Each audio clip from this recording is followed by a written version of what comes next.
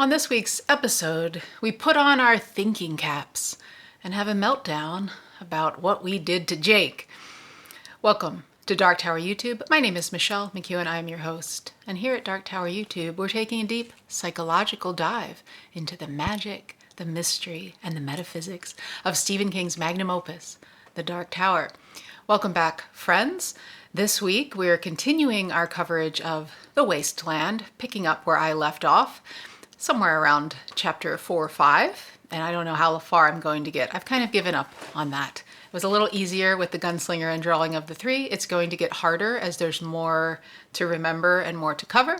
So I'll cover what I cover in about an hour, and I will tell you in the show notes how far I got.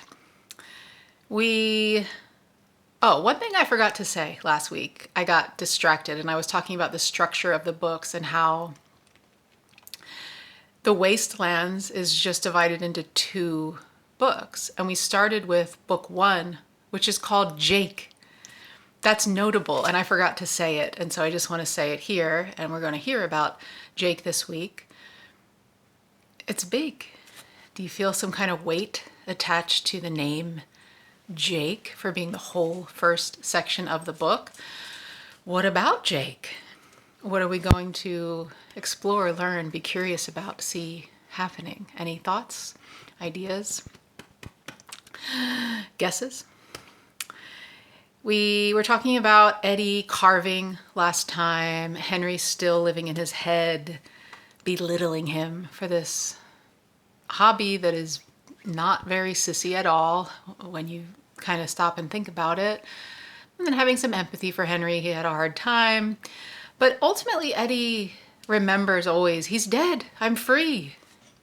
And picking up those psychic powers, it seems, where he has this sense of deja vu. He thinks that's the best word that he can come up for it, is extra physical, metaphysical feeling about this thing in the tree. And we find that he's carving a slingshot. So this is another weapon for our friends, and we'll see how much he gets out of it and how he uses it, etc. This is where the bear finds him. So the bear's charging into the clearing. Eddie does hear it coming, but it's kind of too late by the time he realizes what is happening, which is totally unexpected, I think, to see a 70-foot bear charging through the woods at you. And he doesn't have time to do what he would prefer to do, which would be to shoot it, or I don't think he has a gun with him because Susanna has the gun and Roland has the gun. He doesn't have time anyway, so he runs up a tree and he does manage to escape. It's pretty treacherous. The bear is disgusting. It keeps sneezing. It almost gets him at one point, but he's saved by this gross, maggot-filled sneeze. And we feel like this is Ka at work for the better. Ka in the first 2 books, it feels heavy and ominous a lot of the time, where we're like, it's kind of fate, destiny, what's going to happen. Maybe we don't have any say in the matter. That's kind of up for debate, I think, at this point. But it's usually like, well, Jake, you're gonna die, sorry, that's Ka for you. But here we have this opportunistic sneeze that saves Eddie's life. So it's not called out as Ka in this part of the book, but it feels like that, doesn't it? And so we just are recognizing that sometimes it's good. Sometimes good things happen, and we're going to appreciate those when they do. Roland and Susanna heard this happening. They run from their target practice back to the woods, where they find Eddie treed by the bear. And Roland tells her, shoot it in the butt, and when it turns around, look for its thinking cap. That's what he calls it. The New York City characters recognize it as a radar dish. So that's weird, right?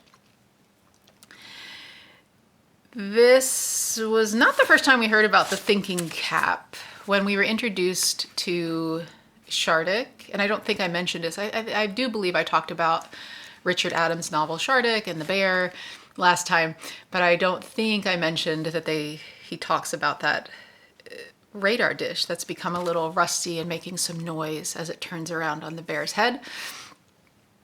Susanna is going to recite her gunslinger mantra catechism and shoots that radar dish, which that knocks out the bear. That's the thing that we had to aim for to take this big cyborg down. As it turns out, it's a cyborg.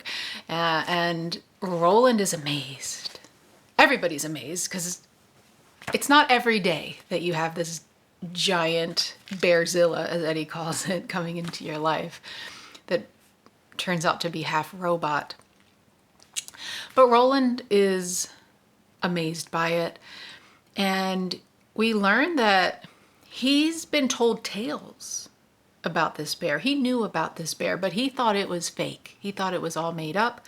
He notes that Cuthbert always believed in this bear. Cuthbert believed everything. Roland really didn't. Just didn't think this was a real thing. And here we have Roland thinking to himself as he's considering the dead bear lying in front of him. King writes, are the slow mutants who worshipped those broken remnants the final descendants of the people who once lived in this forest and finally fled your wrath? I don't know. We'll never know. But it feels right. Yes. And then I came with my friends, my deadly new friends, who are becoming so much like my deadly old friends. We came, weaving our magic circle around us, and around everything we touch, strand by poisonous strand. And now, here you lie, at our feet. The world has moved on again, and this time, old friend, it's you who have been left behind.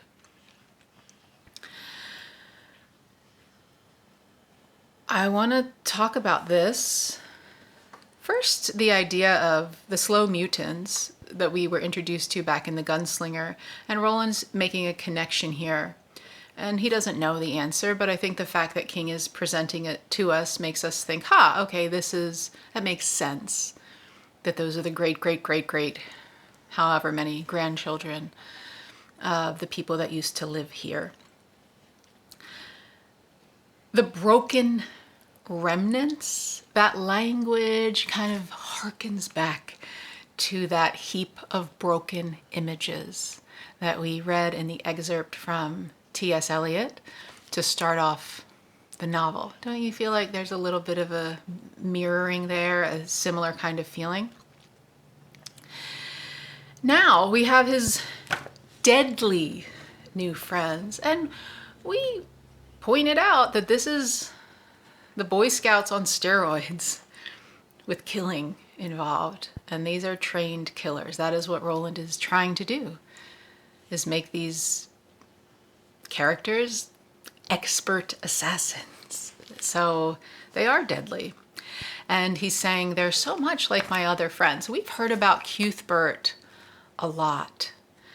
And Eddie has noted that he's hearing about Cuthbert a lot. Roland has thought about how similar Eddie is to Cuthbert in his big mouth, talking, asking questions all the time, making jokes. He's reminded Roland very much of Cuthbert. And it's ominous, this idea that he's moving now with this band. They're this band of trained killers. And King uses that adjective, poisonous.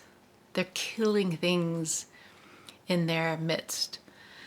How much longer would Shardik have lasted had they not come along? It sounds like he was not doing fantastically fine. But they definitely did bring about the demise more quickly than would have happened anyway. Brought an end to this great god, demon, as King calls it, of a bear. But we find out more about this bear. We're going to get into a lot of world building and lore of Roland's world. So that's going to be, it's going to be a lot, but it's going to be fun and cool. We will continue, though, to keep our eyes and ears peeled for comparisons between Roland's new friends and his old friends. And we're thinking about, well, what does that mean? What does that mean for Roland? That he's having friends that are kind of like the same ones that he had before. Is that a coincidence? Is that Ka? Is it just that they're all gunslingers? So it would have, anybody who's a gunslinger might feel like a similar person? Well, we're asking those questions. We're being curious about it. So this is a cyborg, and there's a metal plate on the bear. Excuse me. It says it was created by North Central Positronics, and we recognize that company from the atomic water pump back in the Gunslinger.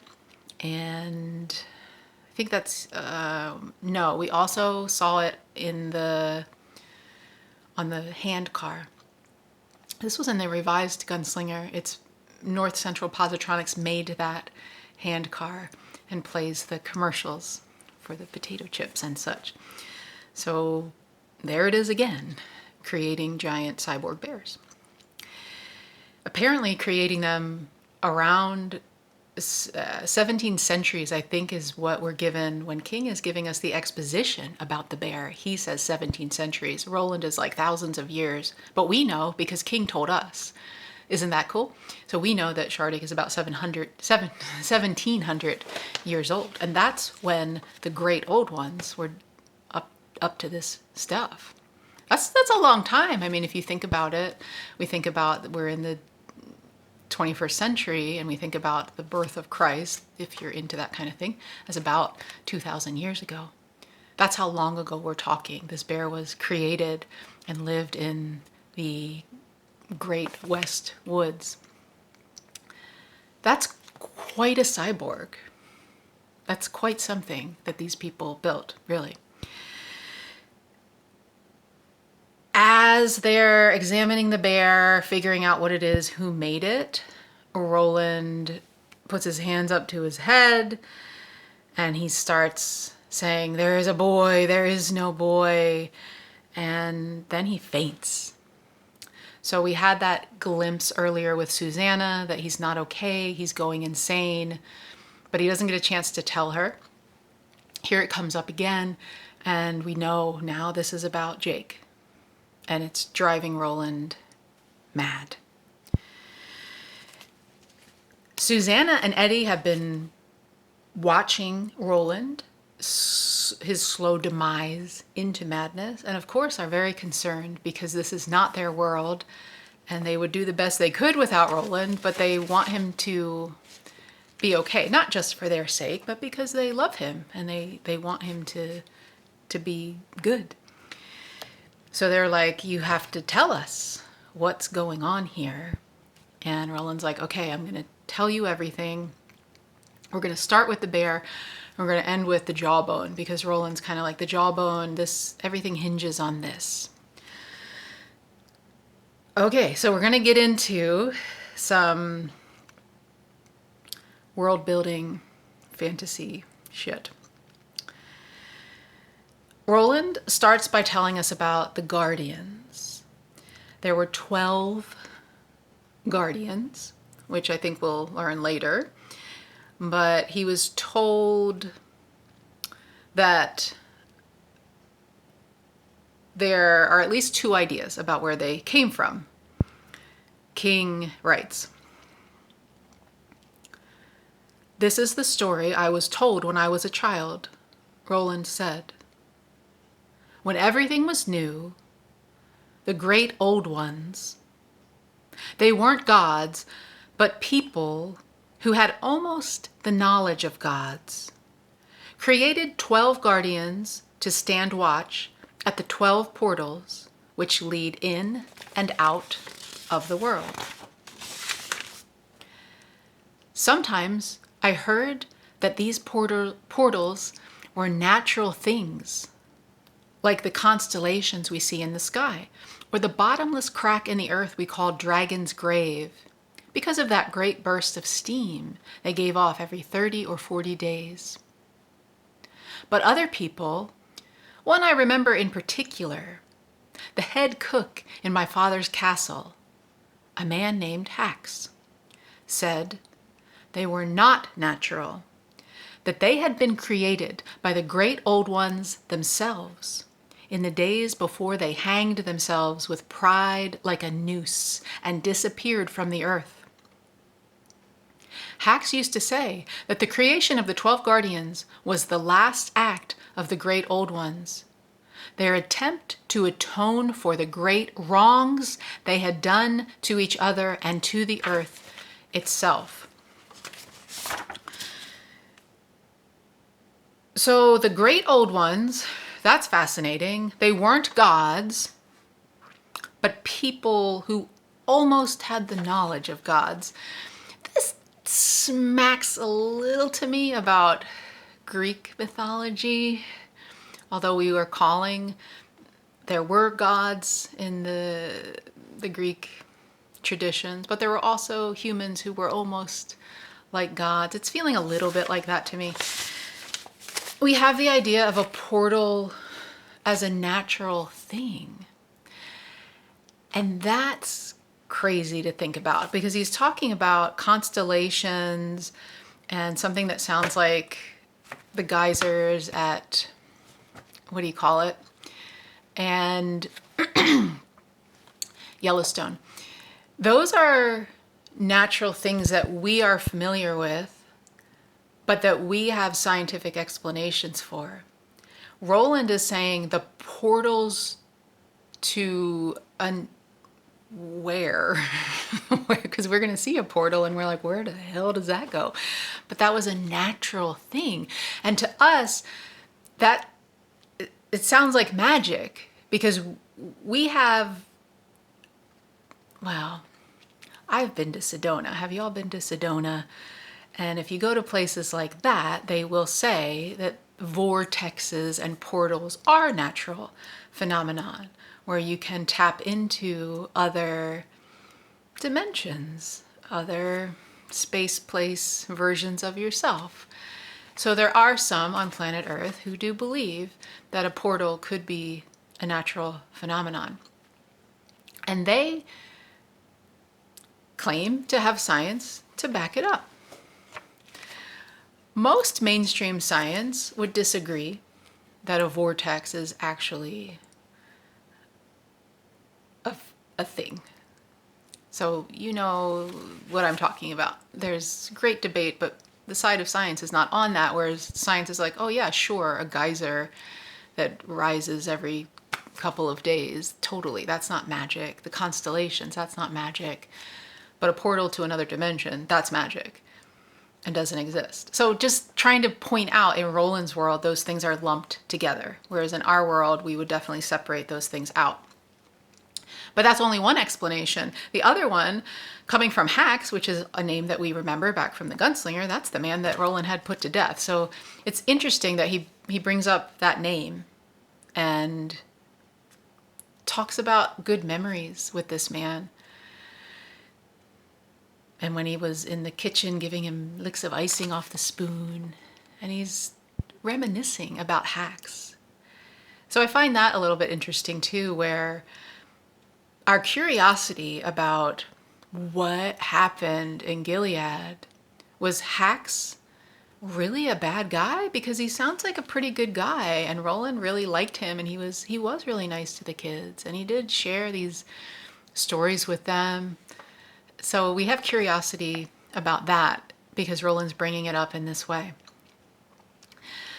So then, I mean, that's also interesting to think about when we finally get to the portal. I don't know if we're going to get there in this episode, but we think, oh, well, then it was a man-made because it's not a natural phenomenon, the thing that we find. So it's a man-made experience.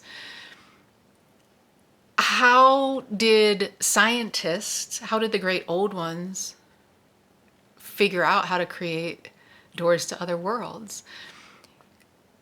And were they tapping into the idea of natural portals, such as we would find in a place like Sedona and all over the world? But that's one of the ones that I've been to. And like capitalizing on that and saying, we're gonna use that to create a thing and not just have it be a force. I'm just spitballing. We have no idea. We don't know. But that's an option. We're given two options here. Is there a secret third option? Perhaps, but this is Roland's reckoning of the situation. The other thing I think that we want to pull out here is about the great old ones. In the days before they hanged themselves with pride like a noose and disappeared from the earth. That sounds like Atlantis. If you're familiar with theories of Atlantis, there's a pretty big idea that the people of Atlantis became very technologically advanced and too much for their own good. The tipping point came and the technology started to not help anymore, but hinder and make things worse. And they destroyed themselves through their fast-paced moving ahead with technology instead of thinking it through and looking at what do we need and what's working and what's not. So that feels very similar to me. Also, we get information here about their attempt to atone for the great wrongs that they had done to each other and to the earth itself. To me, that just feels more and more like Atlantis. But were they really trying to fix something when they did this? So many questions, not a lot of answers, just cool food for thought. So Roland draws a diagram of the 12 portals. So he makes it's like the face of a clock with 12 X's on it, representing the 12 portals that were either built or natural phenomenon. And then he connects them with 6 intersecting lines. And where the lines meet, King writes, he looked up. Do you see where the lines cross in the center? Eddie felt goose flesh crawl up his back and down his arms. His mouth was suddenly dry. Is that it, Roland? Is that? Roland nodded. His long, lined face was grave. At this nexus lies the great portal, the so-called 13th gate, which rules not just this world, but all worlds. He tapped the center of the circle. Here is the dark tower for which I've searched my whole life. I mean, we've been not really knowing what is the tower, where is the tower, why are we going to the tower for 2 full books now. So it's about time.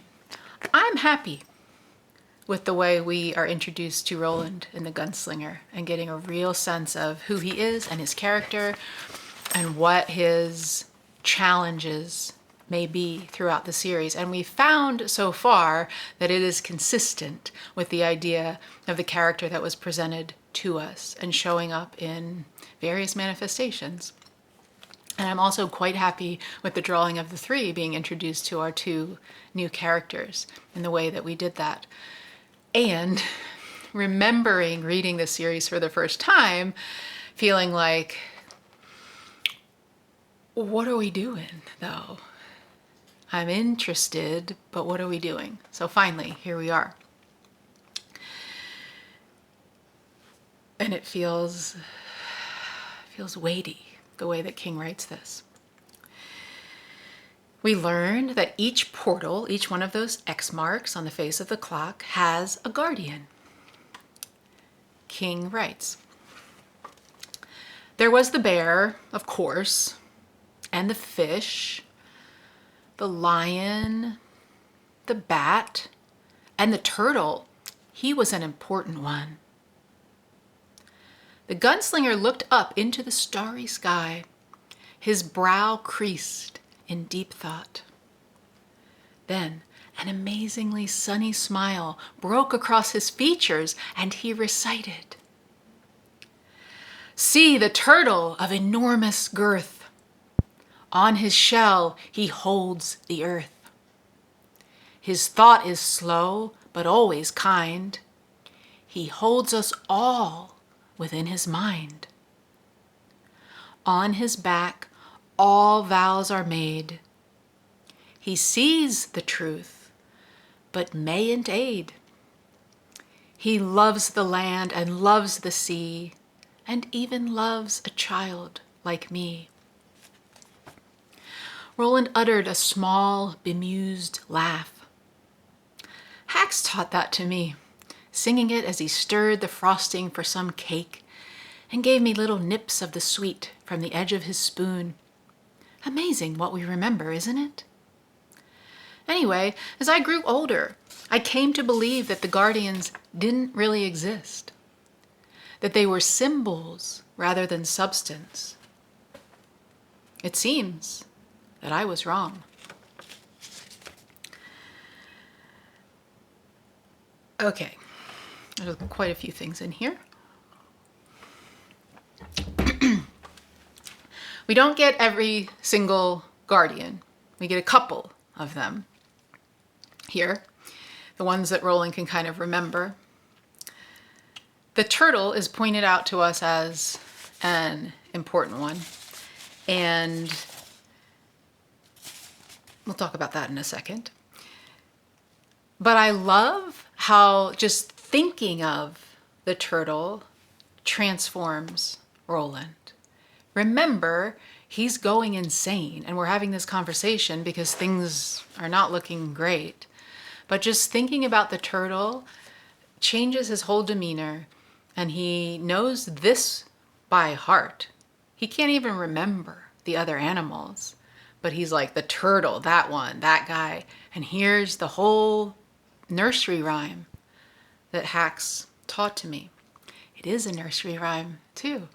And that is a theme that we have picked up on here at Dark Tower YouTube, noticing in the gunslinger, we had the rain in Spain falls on the plain, going through Roland's head. In the revised gunslinger, we have Chisset, Chasset, his mother's nursery rhyme that he's remembering from when he was young. In the drawing of the three, we have the lobstrosities, which are sounding nursery rhyme-ish. Did a check, dada chum, weird, twisted Stephen King nursery rhymes, but kind of nursery rhymey all the same. And so here we have, I think, more of on that theme, like an actual nursery rhyme from Roland's world. We already talked about Hax. And I guess the only other thing I want to say is that Roland's admitting he was wrong. This is what I thought. I was wrong. And we have talked about Roland as an unreliable narrator. I don't remember where we've done that, but at least once we've brought up that idea that when he is sharing something with us, is it trustworthy? Is it true? Can we just take as fact what Roland is telling us? Not always. Seems like usually. And when there's doubt, we know about it or we're suspicious of it because of the way that King is brilliantly showing us the inner workings of Roland. But just evidence here of Roland saying, I thought I knew, but I was wrong. So if he had to tell this to his friends before they met the bear, he would have said, this is what I think. And now he's going to say, nope, that wasn't right. So just pulling that out. I think that's interesting. There is a tie-in here with the book It. So if you're familiar with the extended reading lists when it comes to the Dark Tower, and I did make 2 videos about that. Number 1, do you need to do it? Pros and cons of doing it. And number 2, if you decide to do it, what are the books and what order should you read them in? It is kind of a bigger one on the list. The turtle is the tie-in. Those of you who have read it, you know all about it. Those of you who have not read it, I'm not really spoiling anything for you to say. Probably you've seen the miniseries. Actually I don't remember. I don't think in the newer 2-part movie of it, I don't think the turtle's in there at all. Am I wrong? What about the Tim Curry version? You guys help me out there. So I'm not gonna tell you too much about what goes on in it in case you haven't read it yet. Just to know that it's a key player in that book. And here, because Roland is saying that's an important figure, it's making him, and he's a good guy, that when we actually look at the rhyme, we'll do that in a second, I guess I want to do that too. He's an important one. He seems like a good guy because Roland's very happy when he thinks about the turtle. And we also learn that, so when we draw the straight line through the Dark Tower, we connect 2 of those X's, and bear and turtle connect.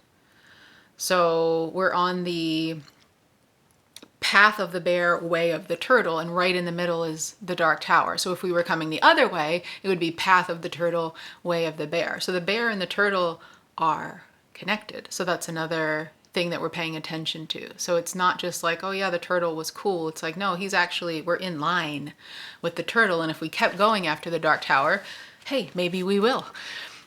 We would find a giant cyborg turtle who maybe wouldn't try to kill our friends because he's a good guy. I don't know. What are we learning in this nursery rhyme? Enormous girth. Well, that kind of fits what we know about these guardians. On his shell, he holds the earth. And that gives us that idea of turtles all the way down, that creation myth about the turtle having the world on his back. I'm sorry, I think of things on the spot when I'm recording these that I should have thought of when I was doing my notes and research, but I didn't. But I think you know what I'm talking about. If not, I'll pull it up, because perhaps we talk about the turtle again, and if we do, I'll have it for you. On his back, all vows are made. So vows are promises. We're being serious. So serious stuff is happening on his back. He sees the truth, but he can't aid. He can't help us, even though he is watching what is going on. So there are ideas of God in different traditions where, yeah, God exists, but he's not doing anything. It doesn't matter. You can pray to him all you want, but he's just watching what plays out. But he loves us. So this turtle loves the land, loves the sea, loves. So it's a very loving creator of sorts here. But he's not interfering with human shenanigans. And he loves little kids. He loves Roland. He loves these children. And the main characters are children for half of the story. So that's also kind of another tie in there. Let's get back to the story. I think I said everything I needed to say.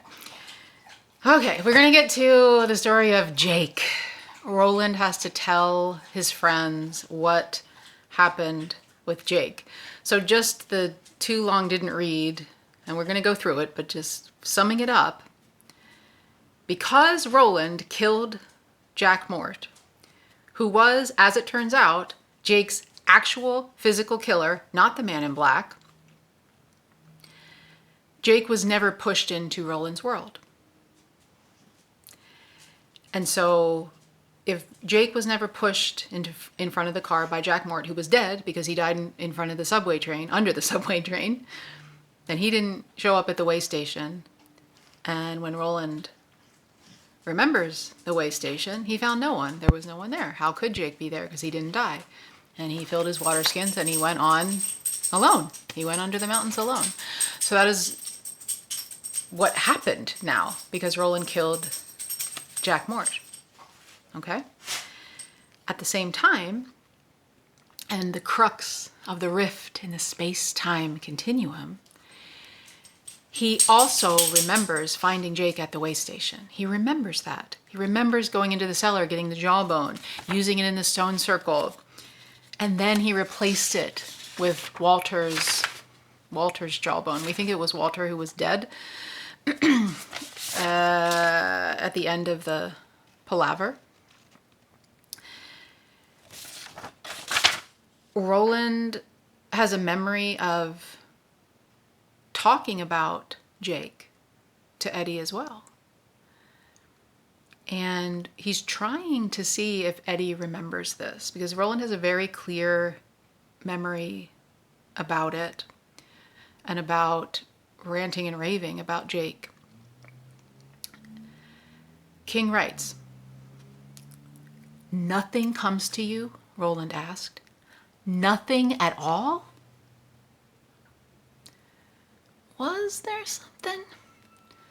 Some far-off tickle, like the feeling of deja vu he'd gotten when he saw the slingshot hiding inside the chunk of wood, jutting out of the stump? Eddie tried to find that tickle, but it was gone. He decided it had never been there in the first place. He only wanted it to be there, because Roland was hurting so badly. Nah, he said. Sorry, man. But I did tell you. Roland's tone was calm, but urgency ran and pulsed beneath it like a scarlet thread. The boy's name was Jake. I sacrificed him, killed him, in order that I might finally catch up with Walter and make him talk. I killed him under the mountains. Eddie does remember something here. King would not have written that if he didn't want us to be picking up on Eddie's psychic prowess. We've seen Eddie already with the deja vu, the carving, and now when Roland's asking him about this thing that didn't happen anymore, it happened in one multiverse, one dimension, but not the one that they're currently in. That word deja vu is used again. Some far off tickle. So Eddie does, part of him does, but he's just not in touch with it enough at this point. And he's like, nah, it's nothing. I just want to remember for Roland, but I don't think so. And I don't think that's what happened. And that's why King is telling us that. The other big deal here, I think that is a really big deal, is that Roland is admitting to murder. He starts by using that word sacrifice, which he used in The Gunslinger, as this grand thing that he was going to do on the quest for the Holy Grail, and sacrifices will need to be made, which really belittles what's happening, and kind of he can compartmentalize it a bit, like distance himself from the idea of like, well, you're murdering a child. Not great. He's never used that word before, and he uses it here and now, and he uses it twice. I killed him. After he catches himself using the word sacrifice, he changes his mind, and then he doubles down. I killed him under the mountains. That's big. That is a big change inside of Roland that we are rooting for here at Dark Tower YouTube. This is the transformation that we think Roland needs to go through in order to become the person that we want him to be, and that I hope he wants to be. So big moment there for Roland in his character arc.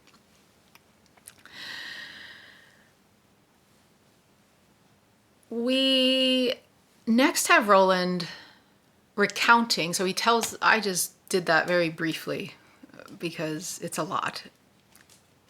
Roland tells them about when he did go down into the cellar in the version of life where he is with Jake. He goes down into the cellar, and remember the speaking demon saying, go slow Pass the drawers, gunslinger. While you travel with the boy, the man in black travels with your soul in his pocket. And we have worked that and thought about that, but kind of forgotten about it by now. But we did hear about the drawers back in the Drawing of the Three, because Detta Walker used to go there. And she talks about the drawers in different ways in that book. We hear it more than once. So here it is coming up again. And Susanna recognizes what Roland is talking about, and so they're going to have a conversation about the drawers. She tells Roland it means a place that's spoiled or useless or both. Sorry, I forgot to do the accent. Later, in the same conversation, King writes, "So for Detta Walker, the drawers were a bad place," Eddie asked. "Is that right? Because it doesn't exactly feel right."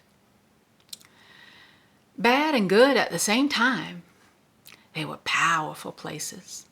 Places where she reinvented herself, I suppose you could say. But they were lost places too. And this is all off the subject of Roland's ghost boy, isn't it? Maybe not, Roland said. We had drawers as well, you see, in my world. It was slang for us too, and the meanings are very similar. What did it mean to you and your friends? Eddie asked. That varied slightly from place to place and situation to situation. It might mean a trash midden. It might mean a whorehouse or a place where men came to gamble or chew devilweed. But the most common meaning that I know is also the simplest. He looked at them both. The drawers are places of desolation, he said. The drawers are the wastelands.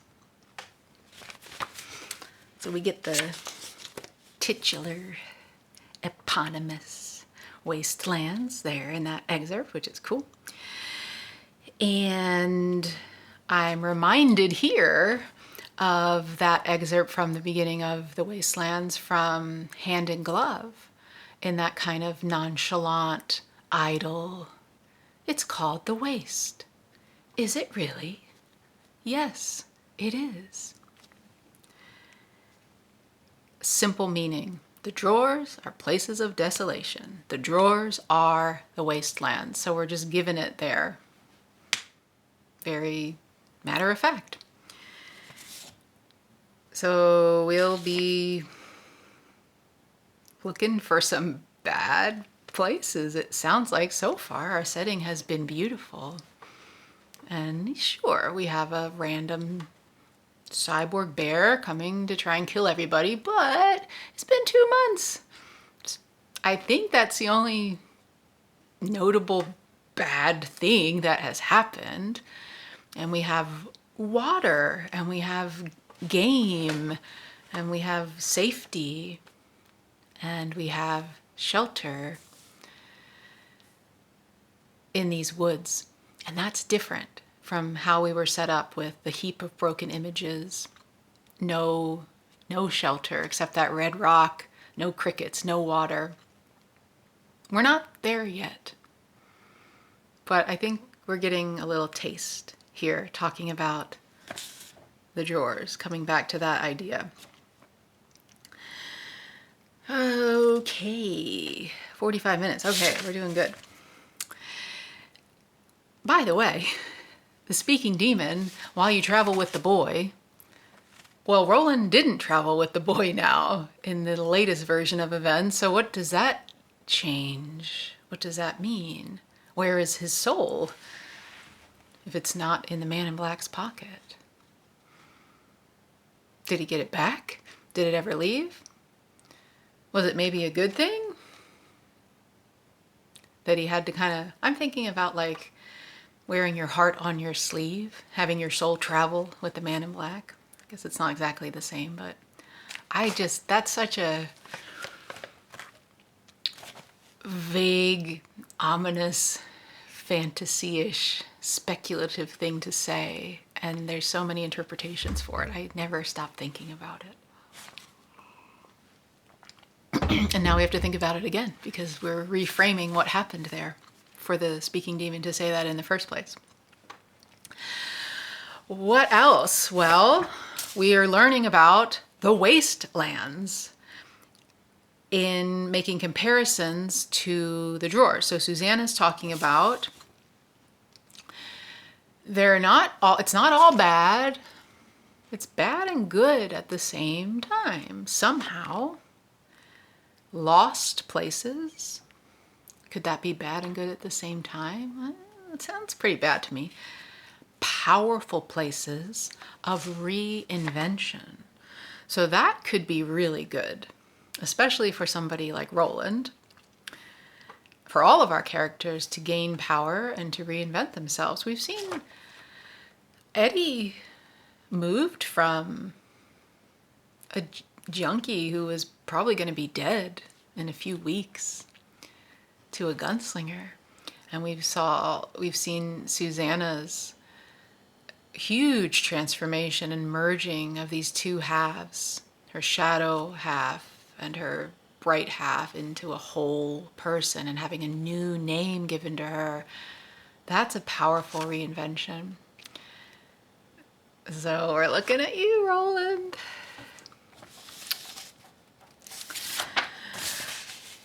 Places of desolation. And again, hearkening back to the opening excerpts. We'll see. Stay tuned. Okay, so Roland finishes the story, and he's like, so there's two timelines, and we get Eddie drawing something in the dirt that is very reminiscent of Back to the Future Part 1, I think, where Doc Brown draws the rift in the space-time continuum. So that's what's happening here. And Eddie's like, just forget about it, man. Like, we had these two splits, but then they came back together, and now we're all here, and it's fine. And you don't have to just compartmentalize it in your brain and move on. And Roland's like, no, but you don't understand, because the jawbone, I have this jawbone, and that doesn't make any sense, because I wouldn't have picked up the jawbone if I hadn't have used up the other one. So he's all tracing it back to grabbing that jawbone out of the cellar. And that started this chain of events that gives him the jawbone that he has now, except if he wasn't in the cellar, he never took that jawbone. So why does he have it? So it's like this physical representation of the fact that shit is fucked up, and there's been a split, and there's a rift. It's paradox, and it's not solvable, and you can't just cut it off because there's physical evidence that it happened. And that's why he's losing his mind. Unexpectedly, very unexpectedly, he takes the jawbone and throws it into the fire. And it like implodes and gives off this great show. But only Eddie is seeing a vision. So Roland and Susanna, they just see like this bright light, and it's probably a little scary and crazy, but Eddie sees stuff. So again, having Eddie becoming this mystical figure who is getting extra physical information from the world around him in a way that Roland is not. Eddie sees a very definitive key shape form in the fire, and he knows this is the most important thing, and he has to remember this at all costs. And then when the key is finished, he sees a rose blooming in the light of the fire of the jawbone. King writes, for a moment, Eddie saw a rose, a triumphant rose that might have bloomed in the dawn of this world's first day. A thing of depthless, timeless beauty. His eyes saw, and his heart was opened. It was as if all love and life had suddenly risen from Roland's dead artifact. It was there in the fire, burning out in triumph, and some wonderful, inchoate defiance, declaring that despair was a mirage and death a dream. The rose, he thought incoherently. First the key, then the rose. Behold, behold the opening of the way to the tower. Wow. Holy shit, man. Wow. Have you ever had a vision like that? This is big for this man. Behold the opening to the way to the tower. Eddie doesn't talk like that. But now he does. And we learn that nobody else saw this. He figures that out, and he decides not to tell the others, which is an interesting choice. I think I would tell everybody if that happened to me. That's life-changing. And I would be like, oh my God, did you guys see that? And everyone like, what? I'd be like, the key, the rose, behold. I'd be like, no, you nut job. But he doesn't tell them. So we'll see how that works out. Eddie's like, surely this huge event, that this miraculous mystical thing that just happened, that fixed you, right, Roland? You're all better now. Sadly, no, it did not fix anything. But it's enough excitement for one day. And so Roland's like, we got to go to bed. We're going to talk about this later. I'm tired. And he goes to sleep, or pretends to go to sleep. Eddie and Susanna make love after they think he's asleep. But we shift to Roland's perspective. And he's still awake until after they even fall asleep. And he gets pretty ominous on us here. King writes, it was, he thought, fine to be young and in love. Even in the graveyard, which this world had become, it was fine. Enjoy it while you can, he thought, because there is more death ahead. We have come to a stream of blood, that it will lead us to a river of the same stuff, I have no doubt. And further along, to an ocean. In this world, the graves yawn, and none of the dead rest easy.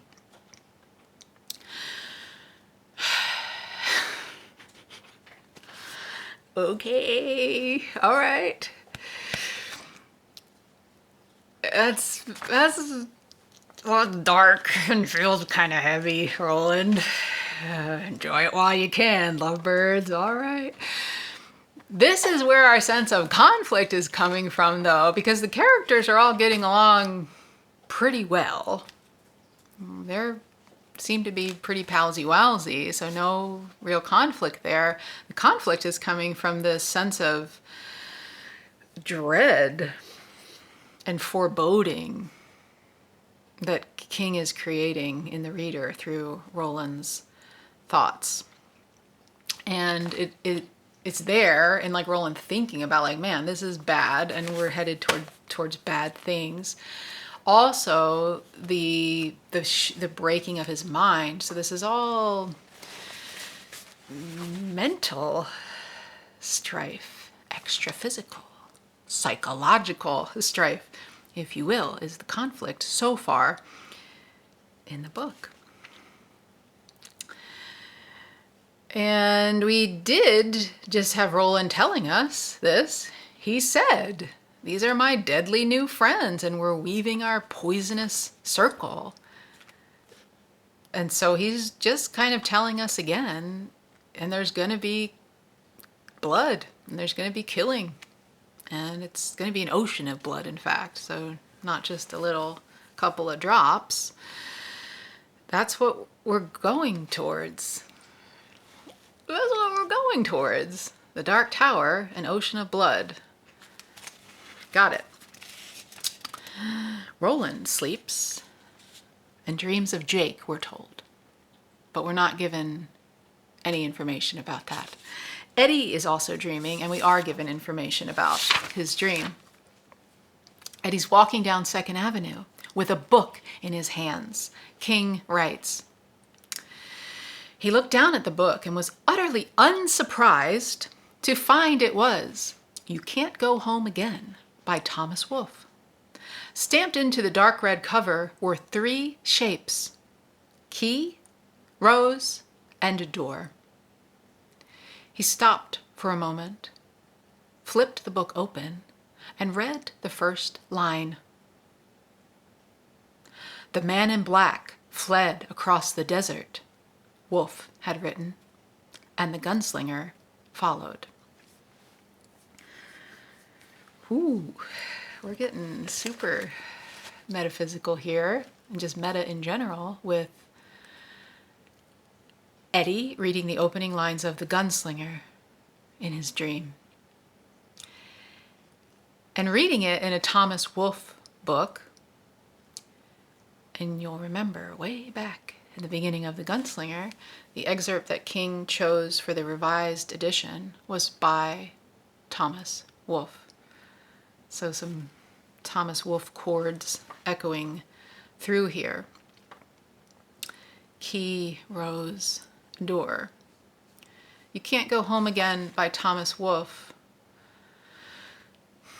Stone, leaf, door are the 3 elements in that book.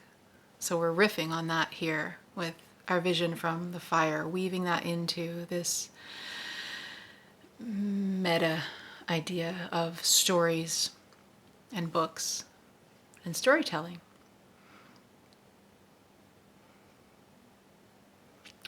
In the dream, Eddie walks around, he's walking down 2nd Avenue, he sees a bum at the corner of 2nd and 57th. The bum looks like Balazar. We remember him. He's sitting in front of a magic shop.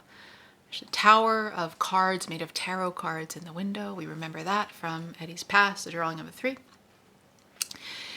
Keeps walking, knowing, he knows in the dream that his destination is 2nd and 46th. He gets there. It is Tom and Jerry's Artistic Deli, which is a fun throwback kind of place. You don't see places like that anymore. You go to Panera Bread. You don't go to Tom and Jerry's Artistic Deli. I would go to Tom and Jerry's Artistic Deli, wouldn't you? Wouldn't you go there over Starbucks or Panera Bread? What's the other one? Is it Jake's Deli? That would be funny, but I think it is. Maybe it's not.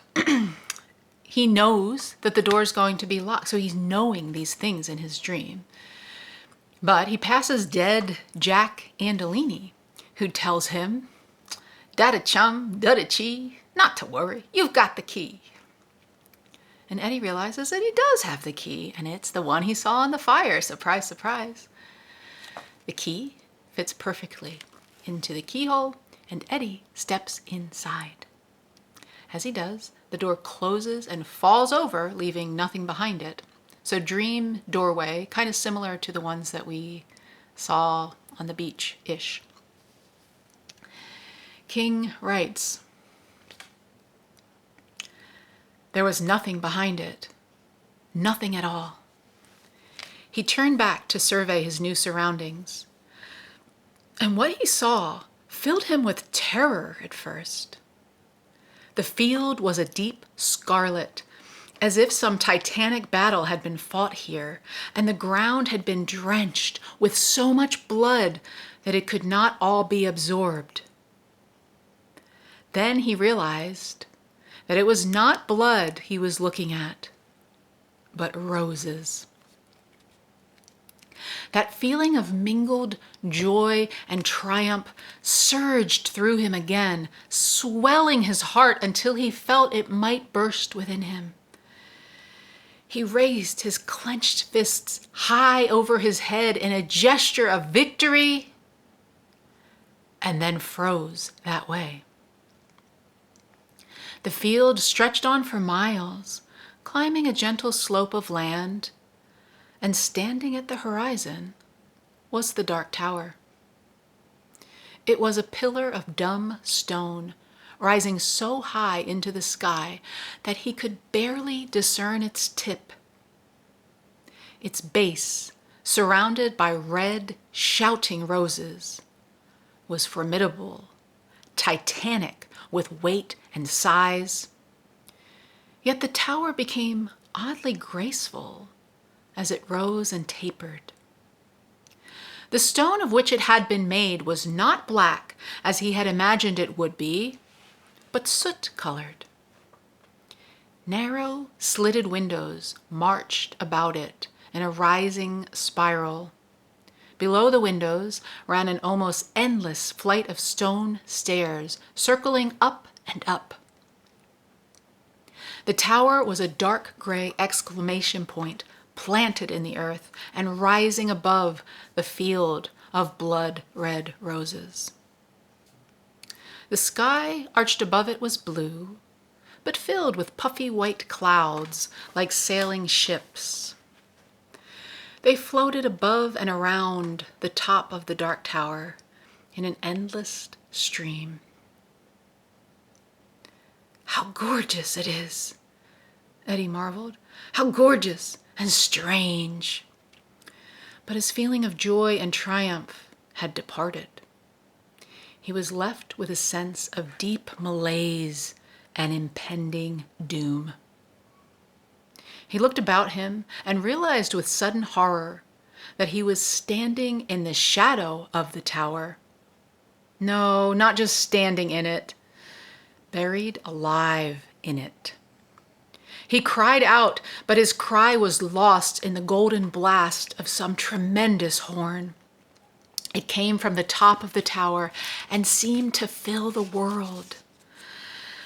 As that note of warning held and drew out over the field where he stood, blackness welled from the windows and girdled the tower. It overspilled them and spread across the sky in flaggy streams, which came together and formed a growing blotch of darkness. It did not look like a cloud. It looked like a tumor hanging over the earth. The sky was blotted out, and he saw it was not a cloud or a tumor, but a shape, some tenebrous cyclopean shape, racing toward the place where he stood. It would do no good to run from that beast coalescing in the sky above the field of roses. It would catch him, clutch him, and bear him away.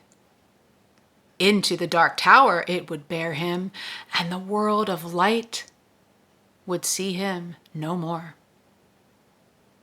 Rents formed in the darkness, and terrible, inhuman eyes, each easily the size of the bear Shardik, which lay dead in the forest, peered down at him. They were red, red as roses, red as blood. Jack Andolini's dead voice hammered in his ears. 1,000 worlds, Eddie! 10,000! And that train rolls through every one, if you can get it started. And if you do get it started, your troubles are only beginning, because this device is a real bastard to shut down. Holy shit. Monumental. Epic writing and events in this episode's reading. I had to read the whole thing because all of it is just so important to what we're trying to look at and figure out here. And as I was reading it, I'm thinking of some things. So first of all, Roland was just telling us about this ocean of blood. And now Eddie's kind of stepping out into this field of blood, what he originally thinks it is. So there's a parallel there, for sure. We have him starting feeling pretty good when he gets there. Joy surging through his heart, but it takes a turn pretty quickly. And the sense of impending doom, deep malaise and impending doom. I mean, Roland just said that to us, and that's what we felt. I didn't use that word, but that's what Eddie is feeling here. The way that Roland was talking to us, we're feeling that here. I happen to be a nurse, and I remember in nursing school, one of the things we're taught over and over again that shows up on the exam is the idea that if a patient tells you they're feeling a sense of impending doom, they're feeling something bad is going to happen, if you hear anything that sounds like that, that person is probably about to die. Isn't that crazy? Isn't that super mystical and metaphysical? But it was in nursing school, and so much so that, again, it's on the exam. Like, if you hear that, you don't just go, no, you're fine, honey, there's nothing wrong with you. You'll be okay. Look, all your tests are great. If the patient says that, you go, oh shit. And I go get somebody else, because I don't want to deal with that. Something bad is about to happen, which is their death. So just neither here nor there, but is it? Impending doom. He can't cry out because this horn is just deafening everything else. So we have this horn blowing. We've heard about a horn in the revised Gunslinger, if you'll remember. Roland mentioned dropping the horn, not having his horn with him anymore. So we're just noticing. We've heard about a horn before. We don't. What does it mean? King calls it a note of warning. So that's interesting. It's not a note of triumph or beauty. It's a note of warning. And then Eddie's about to just get clobbered. And he's not going to be able to be a part of the light anymore. He's going away into the dark tower, and the world of light will see him no more. Now, all along, we've been saying, why are we going to the dark tower? It sounds kind of gnarly. So we've been given a lot of hints from King. We were never shown the tower until right now. And we are not shown the tower through Roland's perspective. It's through Eddie's. Isn't that fascinating? But it's pretty much what we have been feeling. Like, uh-oh, wow, do we really want to go there? Really? Okay. All right, here we go.